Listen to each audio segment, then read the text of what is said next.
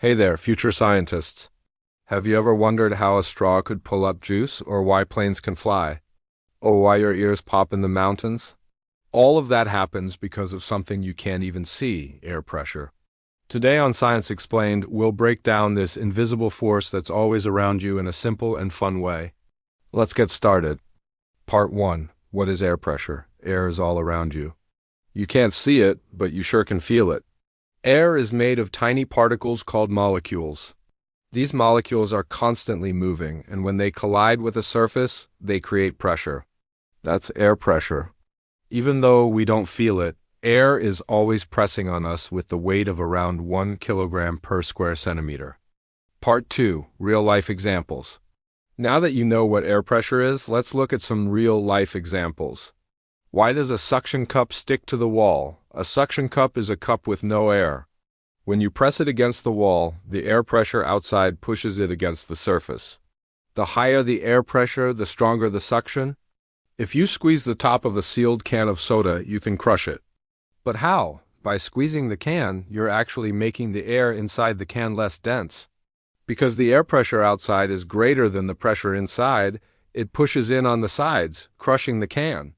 If you quickly heat and cool a sealed can, you can make the same thing happen without even touching the can. When the air inside expands when heated, the air pressure rises. When it contracts when cooled, the pressure drops.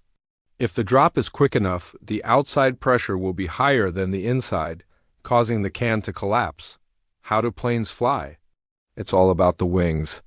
The curved top surface of each wing has a lower air pressure than the flat bottom surface. This means there's a higher air pressure below the wings than above them. So instead of crashing into the ground, the plane takes off and flies into the sky. That's because the difference in pressure between the top and the bottom creates lift. The greater the difference, the more lift.